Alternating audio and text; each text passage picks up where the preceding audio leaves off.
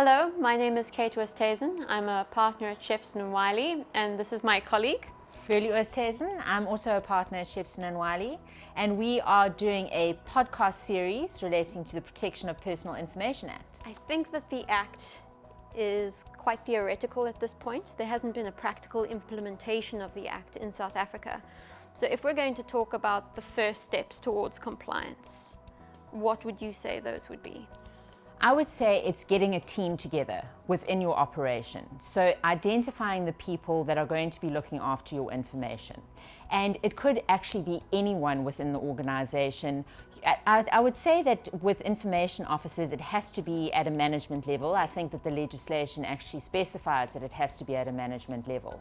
But you will have to have a compliance team that you put together because it's going to be an ongoing project. Yeah. So I would say that the first step would be to identify the team that is going to be dealing with the information, and then to start looking at that information regulator website. Unfortunately, there is not a huge amount of guidance there, but there is certain steps that need to be taken. For example, the registration of the information officer. So I mentioned that everybody has to comply with POPIA by the 1st of July 2021.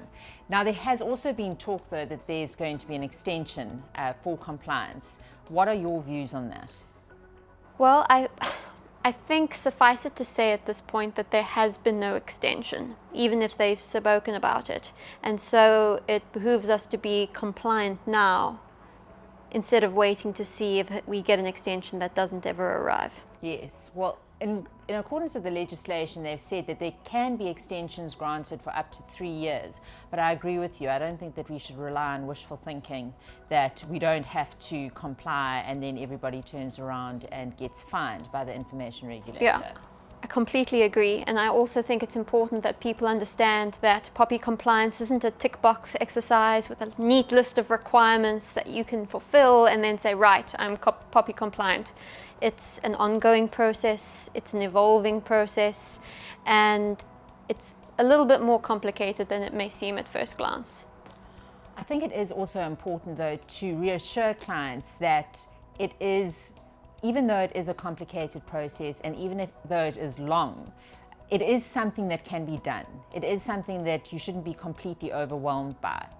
We also are going to be providing a lot of support and a lot of training to our clients, and we are going to be involved in these kind of projects with our clients if that is a service that you would like to get from us. I think it's important to note too that the information regulator has expressly said that they will not be providing training and they will not provide legal advice.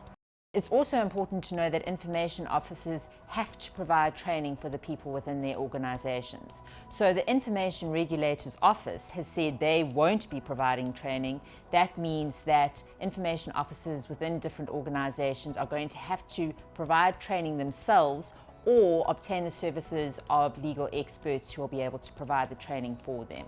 Because when the information regulators officers come into the different organizations, they will be asking whether people have been trained in this piece of legislation. And it's not going to be enough for people to say, oh, just the information officer deals with that.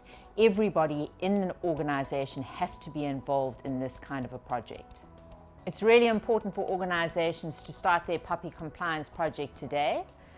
It is going to be a long process, and Shepson & Wiley really wants to be able to help you. So with any queries, comments, requests on how we can assist you, please don't hesitate to contact us. Our contact details and email will appear at the end of this video. We really look forward to hearing from you, and keep a lookout for future content relating to this Act.